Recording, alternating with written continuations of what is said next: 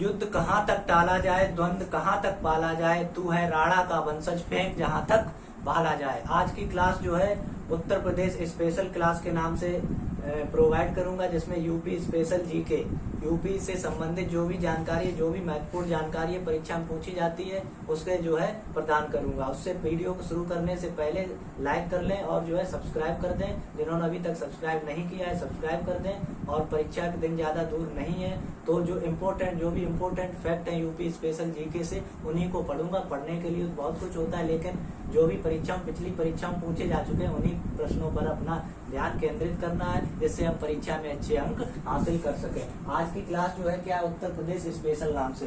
तो उत्तर प्रदेश स्पेशल नाम से सबसे पहले हमें उत्तर प्रदेश में जानना है कि जो है इसकी गठन कब हुआ, इसका गठन। तो इसका गठन किया गया था 24 जनवरी 1950 को। फिर बात आती है कि इसका पुनर्गठन, राज्य का पुनर्गठन कब किया गया। गठन तो 24 जनवरी 1950 को हो गया, पुनर्गठन कब किया गया, 1 नवंबर 1956 को। सभी पेन कॉपी या स्क्रीनशॉट जो भी लेना चाहे, जैसे पढ़ना चाहे, अपना जो भी इम्पोर्टेंट जानकारी वो सारी प्रदान करूंगा। अब देखिए इसकी राजधानियों का क्रम क्या रहा। राजधानी, तो राजधानी में जो है सबसे पहले 1836 से आगरा, फिर उसके बाद 1858 से आगरा के बाद प्रयागराज, इलाहाबाद देखो, प्रयागराज तो वर्तमान है, पहले का जो था इलाहाबाद। उसके बाद में 1921 से लखनऊ, 1921 से लखनऊ। ये तो इनका क्रम हो गया। गठन जान लिया, पुनर्गठन जान लिया, राजधानियां जान ली। अब आइए जो है इसका हम जानते हैं कि जो है इसकी स्थापना दिवस कब मनाया जाता है।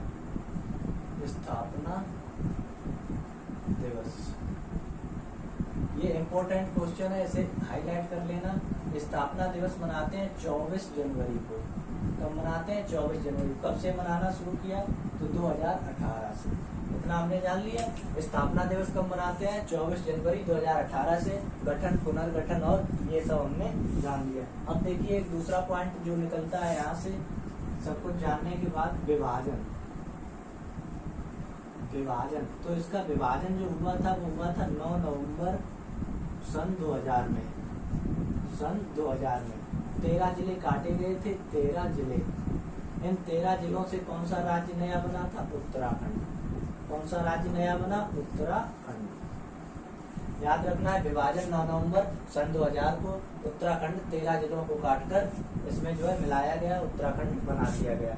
ये तो थी एक स्पेशल जानकारी जो हमने आपको प्रदान कर दी, जो परीक्षा में पूछी गई है। अब देखिए इसका थोड़ा हम दृष्टि विस्तार देखते हैं कि कौन सी, इसका जो है पूर्वी जिला कौन सा है, पश्चिमी जिला कौन सा है, इन्हें समझने की कोशिश करते हैं। इस तरह से एक डायग्राम मेंशन कर लेना है अपनी कॉपी में या स्क्रीनशॉट ले लेना है। इस तरह से हमने ये जो जस्ट सामने होता है वो होता है उत्तर, यानी कि उत्तरी हमने लिख दिया, और इसके अपोजिट दक्षिणी।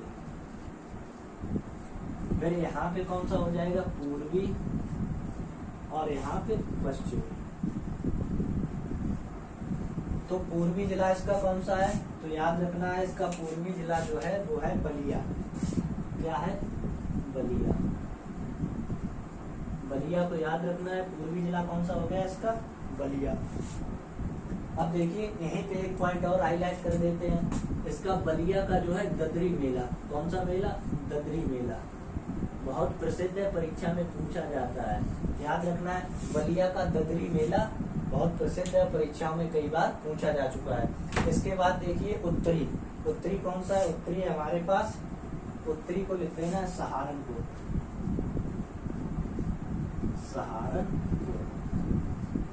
सहारनपुर की एक हाईलाइट जानकारी यहीं पे कर लेनी है। सहारनपुर का जो है शाकंभरी देवी मेला, शाकंभरी देवी मेला, ये प्रसिद्ध है यहाँ का। पूछा जाता है कि शाकंभरी देवी मेला कहाँ लगता है, तो सहारनपुर में। बलिया में कौन सा, ददरी मेला। अब देखिए दक्षिणी जो है, दक्षिणी में कौन सा आ जाता है, दक्षिणी में आ जाता है हमारा सोनभद्र। सोनभद्र की एक विशेषता जान लेनी है यहीं पे, वैसे तो बाद में सब हमें पढ़नी है, तो यहीं पे जान लेनी है। इसकी जो है ढर कहरी, ये क्या है, यहाँ का लोक नृत्य। ढर कहरी क्या है, लोक नृत्य। पूछा जाता है कि ढर कहरी किस जिले का लोक नृत्य है, तो वो सोनभद्र का लोक नृत्य है। अब बचा पश्चिमी कौन सा है, पश्चिमी है शामली। अब शामली का जो है पूर्व नाम क्या था, इसका नाम परिवर्तित करके रखा गया। शामली का नाम परिवर्तित करके रखा गया, इसका नाम पूर्वी नाम था प्रबुद्धनगर। इसका पूर्व का नाम शामली का चेंज करके रखा गया था, प्रबुद्धनगर का शामली। तो इतनी जानकारी हमने जो है आज की अभी जो है प्रदान की है। देखिए फिर एक बार बता देता हूँ, पूर्वी बलिया है, बलिया में दादरी मेला लगता है। दक्षिणी सोनभद्र है, ढर कहरी लोक नृत्य यहाँ का प्रसिद्ध है। उसके बाद उत्तरी सहारनपुर है, शाकंभरी देवी मेला लगता है। पश्चिमी शामली है, शामली का पहले नाम क्या था, प्रबुद्धनगर, इसी को बदल के क्या रख दिया गया, शामली। इतनी जानकारी देख ली, अब देखते हैं इसकी आगे की जानकारी। आइए अब हम देखते हैं कि इनके राजकीय चिन्ह जो क्या रहे हैं, कैसे इनके राजकीय वृक्ष कौन सा, अशोक। राजकीय वृक्ष कौन सा था, अशोक। उसके बाद राजकीय पक्षी पूछा गया, तो राजकीय पक्षी कौन सा है, सारस। राजकीय पक्षी कौन सा हो गया, सारस। अब पूछा गया राजकीय पुष्प, तो राजकीय पुष्प होता है पलाश। कौन सा है, राजकीय पुष्प पलाश। उसके बाद में क्या पूछा गया, राजकीय खेल, तो राजकीय खेल है अपना हॉकी। और राजकीय चिन्ह जो है अपना एक वृत्त के अंदर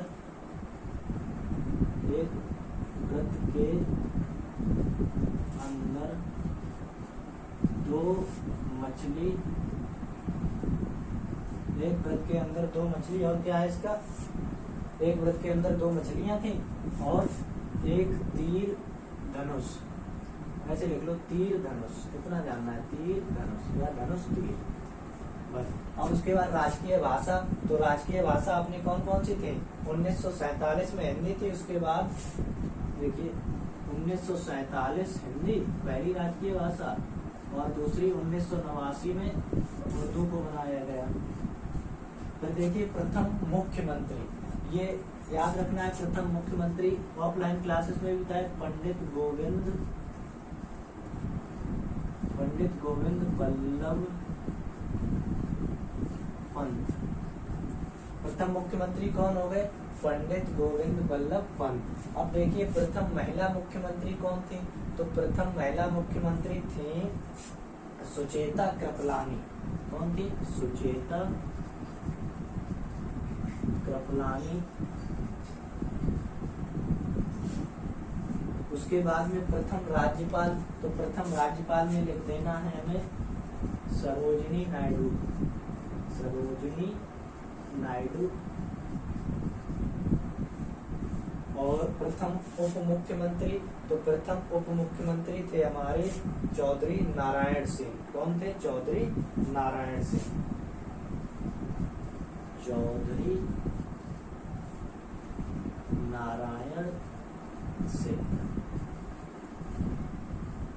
उसके बाद में प्रथम विधानसभा अध्यक्ष कौन थे, तो ये थे पुरुषोत्तम दास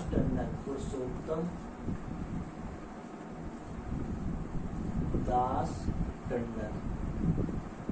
ठीक है। अब इसका स्क्रीनशॉट ले लेना है या अपनी कॉपी पर इसे ऐड कर लेना है।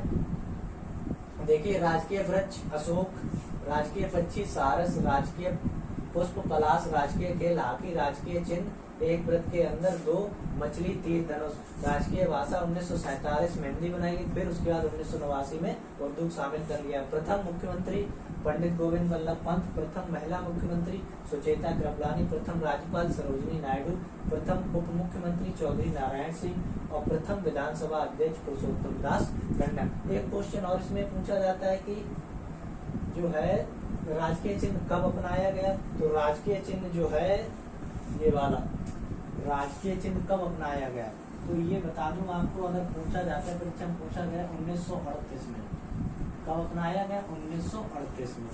अब देखते हैं अगले क्वेश्चन, इसी डिटेल में देखते हैं। देखिए अगले क्वेश्चन, विधानसभा सदस्यों की संख्या। तो विधानसभा सदस्यों की संख्या पूछी जाती है 403 और कुल सदस्यों पूछी जाती है तो 403 प्लस 1 करके 404, एक एंग्लो इंडियन समुदाय का। ठीक है, विधानसभा सदस्यों की संख्या कितनी है 404। अब देखिए इसमें दो टाइप से पूछा जा सकता है कि सर्वाधिक, तो सर्वाधिक विधानसभा सदस्य संख्या कहाँ है 12 है। कितनी है 12 है। कहाँ पे, तो वर्तमान इलाहाबाद लिखते हैं और वर्तमान प्रयाग, इलाहाबाद और वर्तमान क्या है प्रयाग। और देखिए अगर पूछा जाता है सबसे कम विधान परिषद की सीटों की संख्या, सबसे कम विधान परिषद, सबसे कम इसे भी लिख लेना है, सबसे कम है महोबा,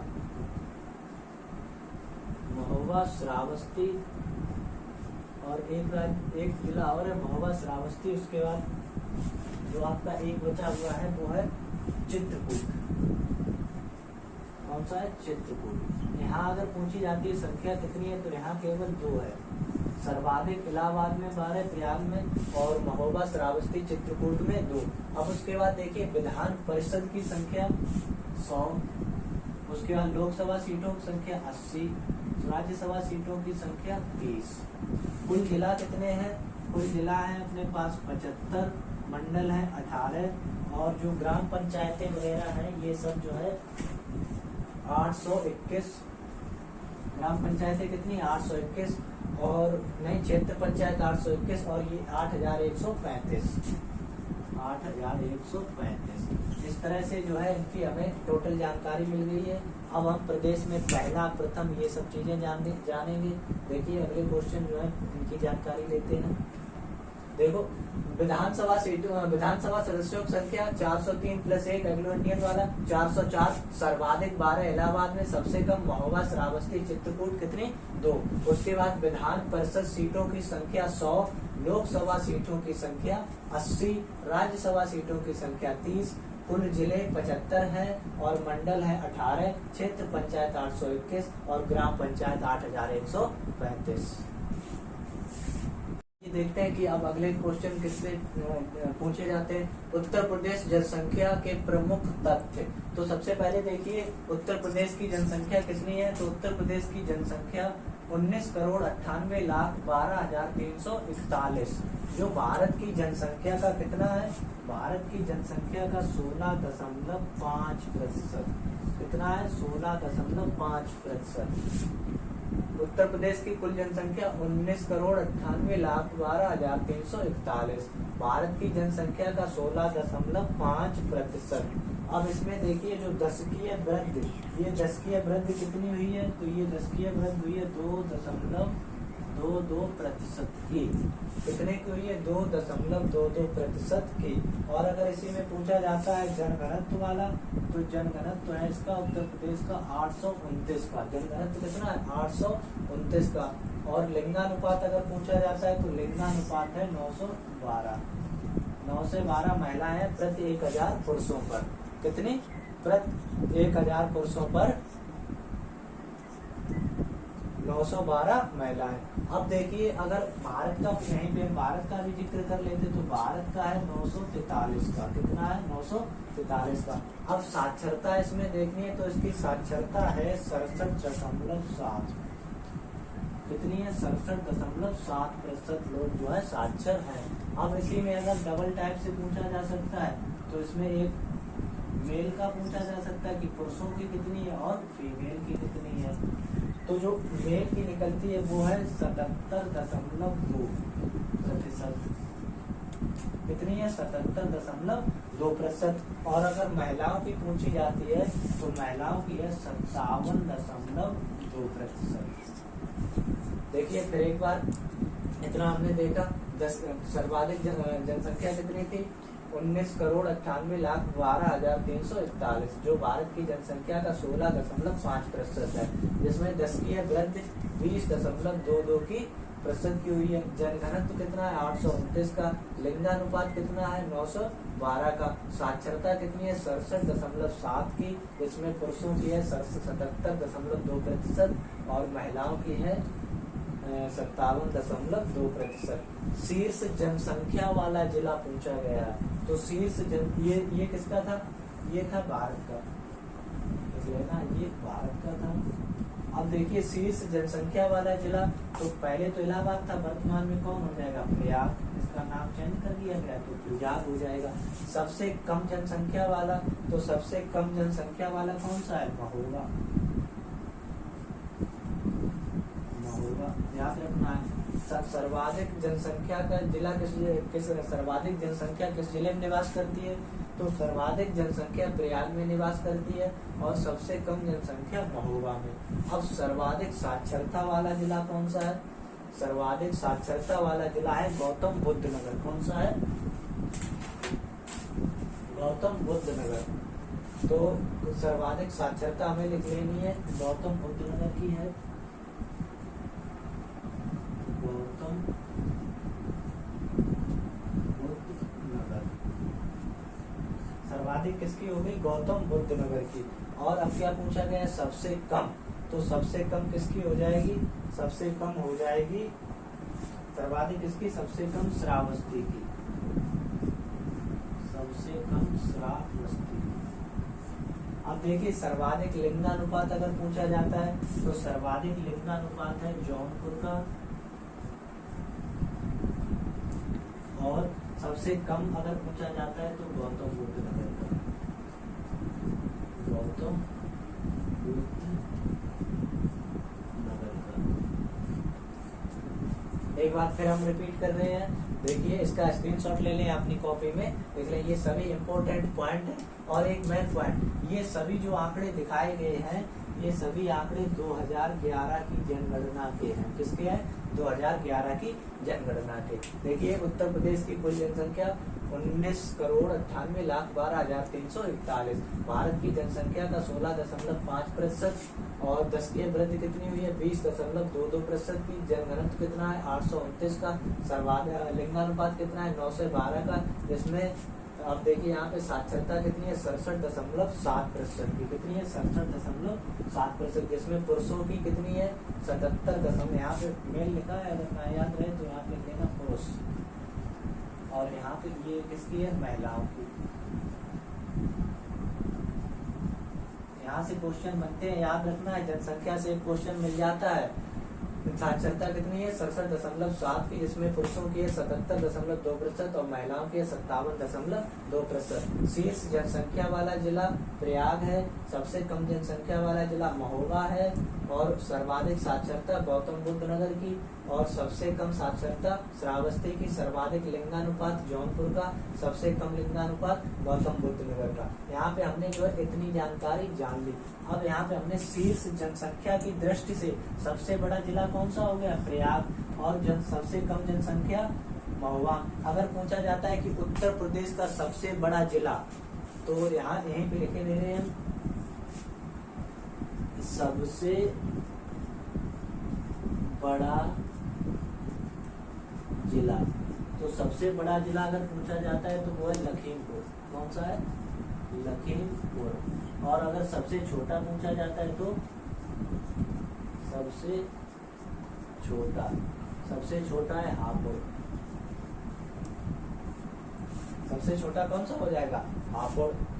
इसी तरह जो है हम अगले सेशन का देखते हैं, ये सभी इंपॉर्टेंट है, स्क्रीनशॉट ले सकते हैं आप या अपनी कॉपी में से यूपी स्पेशल के नाम से ऐड कर सकते हैं।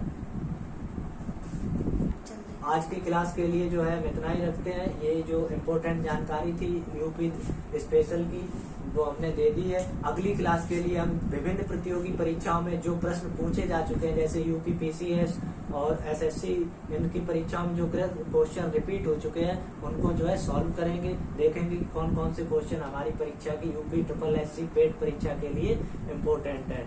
तो इस तरह के जो है एक ये लेंथ ज्यादा लंबी नहीं करूंगा। अगली कल वाली वीडियो में जो है क्वेश्चंस ही करूंगा, ज्यादा जानकारी नहीं जानी, केवल क्वेश्चंस को 50-60 क्वेश्चन होंगे जिन्हें हमें पढ़ना होगा। यही परीक्षा में बार बार रिपीट होते रहते हैं। आज की क्लास के लिए इतना ही। सभी को जय श्री श्याम।